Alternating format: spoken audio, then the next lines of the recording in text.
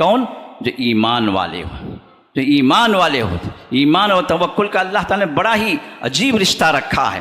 رسول اللہ صلی اللہ علیہ وسلم کے پاس ایک صحابی آتے ہیں اور کہتے ہیں کہ اللہ کے رسول صلی اللہ علیہ وسلم، میرے پاس اونٹنی ہے، اس اونٹنی کو میں ایسے ہی چھوڑ کر اللہ پر بھروسہ کر لوں کہ اللہ تعالیٰ اس کو دیکھنے والا ہے، اللہ کی نگہبانی وہ ہوگی، اللہ حفاظت کرنے والا، یا پھر میں اس کو باندھوں، پھر جو ہے میں توکل کروں، بھروسہ کروں اللہ پر کہ حفاظت ہو جائے گی۔ اللہ کے رسول نے ارشاد فرمایا اعقلها فتوکل علی اللہ، تمہارے جو مینس ہیں، تمہارے پاس جو ذریعہ ہے وہ کیا ہے؟ تم باندھ سکتے ہو، رسی ہے، کھوٹا ہے، باندھو، یہ تمہارا، لیکن باندھنے کے بعد حفاظت اب اللہ تعالیٰ کرے گا۔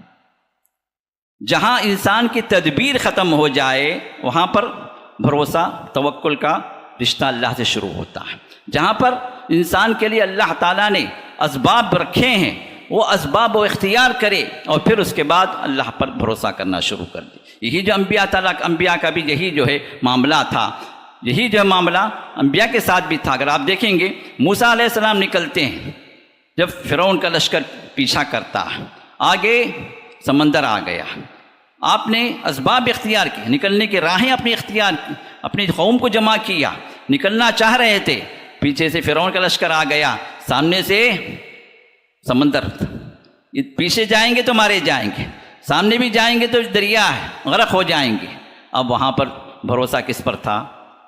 قوم نے کہا کہ یا موسیٰ انا لمدرکون، ہم تو پکڑے گئے، آگے بھی موت ہے پیچھے بھی موت ہے، کہاں لا کے ہمیں پھنسائے آپ؟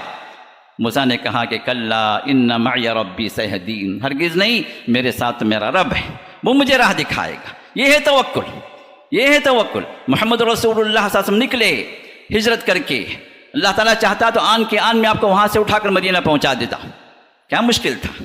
وہ اللہ جو فرشتوں کو حکم دیا کہ معراج کے لیے جب آپ آسمانوں کے اوپر لے کر آئے، کیا وہ اللہ کے لیے یہ بات ناممکن تھی کہ اللہ کے رسول کو مکے سے اٹھا کر مدینہ پہنچا دے آن کی آن میں؟ کون سی مشکل تھی کہ اللہ تعالیٰ عاجز تھا اس وقت؟ لیکن نبی علیہ السلام کا جو اسوہ ہے، جو طریقہ ہے ہم سب کے لیے، ہجرت کے لیے جو محنتیں ہوئیں، جو تدبیریں ہوئیں، جو پلاننگ ہوئی، جو کوششیں ہوئیں، یہ سب ایک انسانی اسباب ہیں، ان کو آپ نے اختیار کیا، لیکن بھروسہ کہاں تھا؟ اللہ کے ساتھ میں۔ تو رسول اللہ صلی اللہ علیہ وسلم کے بارے میں عبداللہ بن عباس کی روایت موجود ہے بخاری وغیرہ کے اندر کہ آپ نے فرمایا کہ ابراہیم علیہ السلام کو جب لوگوں نے آگ میں ڈالا تو ابراہیم کا قول کیا تھا؟ ابراہیم کے کلمات کیا تھے؟ فرمایا کہ ابراہیم کے کلمات تھے حسبنا اللہ ونعم الوکیل، میرے لیے وہ اللہ کافی ہے اور وہ بڑا بہترین کارساز ہے، بڑا بہترین جو ہے وہ آپ کے کاموں کو پورا کرنے والا ہے۔ یہ اللہ پر بھروسہ تھا۔ تو اللہ تعالیٰ نے کیا کیا؟